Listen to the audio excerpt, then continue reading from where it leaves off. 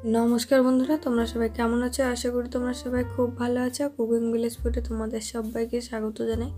বন্ধুরা, আজ বানাবো দুধ চিতই পিঠে। কিভাবে এইরকম নরম তুলতুলে জালিদার সফট দুধ চিতই পিঠের রেসিপি তোমরা বানাবে, সেই রেসিপি তোমাদের সঙ্গে শেয়ার করব খুবই সহজভাবে।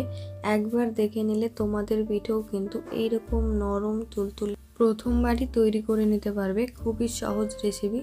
তাহলে চলো রেসিপি শুরু করা যাক।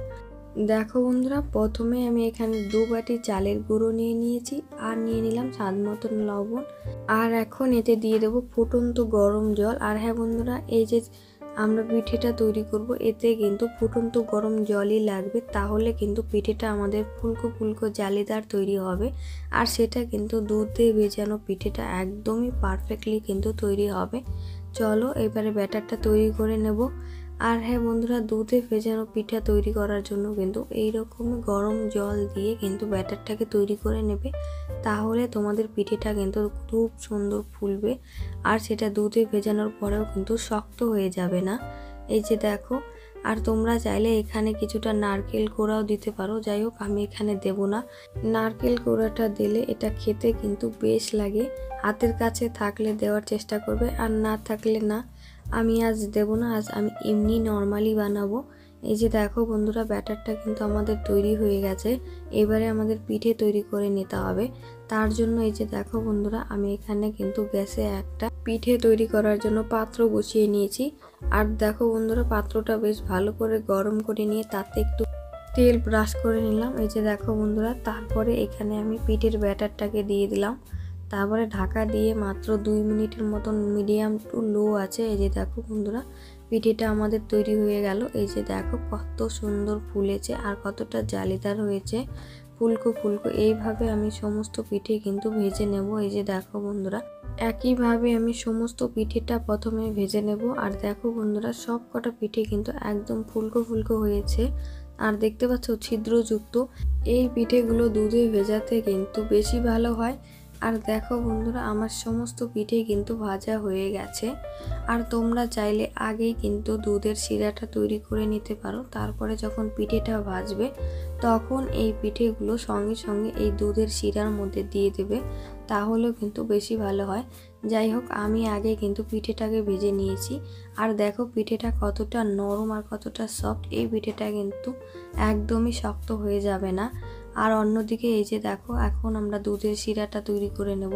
তার জন্য এই যে ফার্স্টে আমি এখানে 2 লিটার দুধ নিয়েছি। আর এখন এই দুধটাকে ভালোভাবে বলক তুলে নেব। এই যে দেখো বন্ধুরা, দুধটা বেশ ভালোভাবে ফুটে এলে তাতে এখন আমরা দিয়ে দেব খাঁটি খেজুরের গুড়। আর এই যে দেখো বন্ধুরা, এই খাঁটি খেজুরের গুড়টা আমরা এখন এতে দিয়ে দিলাম। আর হ্যাঁ বন্ধুরা, অনেক সময় দেখা যায় যে দুধের মধ্যে যখন গুড়টা দেওয়া হয় তখন কিন্তু দুধটা ছানা কেটে যায়। অনেক সময় গুড় যদি ভালো না থাকে তাহলে কিন্তু এমনটা হয়ে থাকে। সেক্ষেত্রে দুধের বলকটা থামিয়ে নিয়ে তারপর এখানে গুড় দেবে, তাহলে দেখবে দুধটা ছানা কাটার সম্ভাবনা থাকবে না। যাই হোক, দেখো বন্ধুরা, দুধটা বেশ ভালোভাবে বলক চলে এসছে। আর এখন আমি এতে দিয়ে দেবো সেই চিতই পিঠেগুলো। এই যে দেখো, একটা একটা করে আমি সবগুলো চিতই পিঠে এখন এতে দিয়ে দেবো। আর তোমরা যদি এইভাবে দিতে না চাও তাহলে প্রথমেই এই দুধের শিরাটা তৈরি করে নেবে, তারপর চিতই পিঠেগুলোকে তৈরি করবে। তৈরি করে এরকম গরম গরম শিরার মধ্যে সঙ্গে সঙ্গে দিয়ে দেবে, সেভাবেও কিন্তু অনেক ভালো হয়। যাই হোক, আমি আজ এইভাবে তোমাদেরকে দেখাচ্ছি।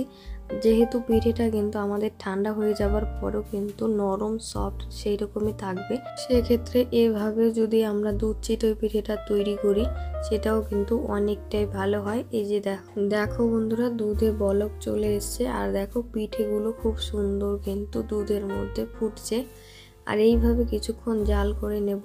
তোমরা চাইলে এখানে এলাচের গুঁড়ো অথবা এলাচ দিতেই পারো।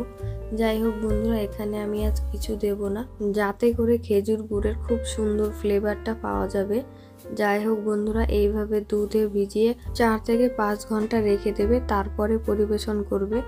যদি ভালো হয় রাতে ভিজিয়ে সেটাকে সকালে পরিবেশন করবে, তাহলে বেশি ভালো হয়। দেখো বন্ধুরা, এই যে আমি 3-4 ঘন্টা পরে তোমাদেরকে দেখাচ্ছি। এই যে দেখো বন্ধুরা, কতটা সুন্দর দেখতে হয়েছে। এই যে দেখো বন্ধুরা, কতটা মজাদার হয়েছে, নরম তুলতুলে। আমি তোমাদেরকে একটুখানি ভেঙে দেখাচ্ছি।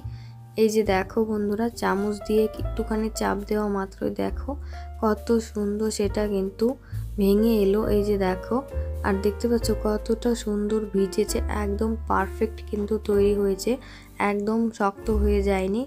অনেক সময় কিন্তু পিঠে ভালো না হলে কিন্তু সেটা শক্ত হয়ে যায় দুধে দেওয়া মাত্রই। আর এই যে দেখো কতটা নরম আর কতটা জালিদার তৈরি হয়েছে। এইভাবে আমি বাকি সমস্ত পিঠেগুলো পরিবেশন করে নেব।